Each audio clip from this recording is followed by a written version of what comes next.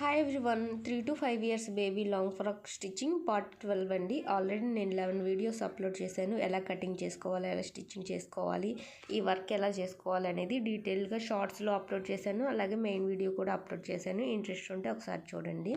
Front side body పార్ట్కి అలాగే bottom పార్ట్కి రెండింటికి హ్యాండ్ ఎంబ్రాయిడరీ చేయడం కంప్లీట్ అయిన తర్వాత ఇప్పుడు ఈ రెండింటిని కలుపుకొని ఒక స్టిచ్ అనేది వేసుకోవాలి. మనం ఫస్ట్ మిషన్ పైన ఫ్రంట్ పార్ట్ బాడీ పార్ట్ అనేది ప్లేస్ చేసుకొని దానిపైన ఇప్పుడు బాటమ్ పార్ట్ ఫ్యాబ్రిక్ని అనేది మెయిన్ సైడ్ అనేది రెండు కూడా ఒకే సైడు అంటే లోపల సైడ్ ఉండేలాగా క్లాత్ని అడ్జస్ట్ చేసుకొని 1/2 ఇంచ్ మార్జిన్ తోటి మనం స్టిచ్ అనేది వేసుకోవాలి.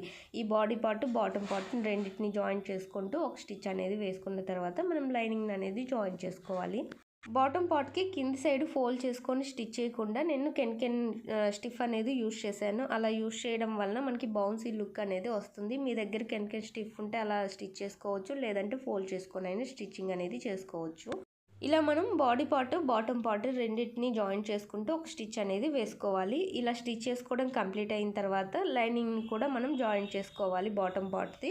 అలా లైనింగ్ జాయిన్ చేసుకునేటప్పుడు మనము బాటమ్ పార్ట్ సైడ్ నుంచి కాకుండా బాడీ పార్ట్ లైనింగ్ ఉంటుంది కదా, అటు సైడ్ నుంచి స్టిచ్చింగ్ అనేది చేసుకున్నామంటే మనకి క్లాత్ అంటే హిప్ దగ్గర క్లాత్ అనేది ఖర్చులు కనిపించకుండా ఫినిషింగ్ అనేది నీట్గా ఉంటుందండి అలా స్టిచ్ చేసుకున్నామంటే.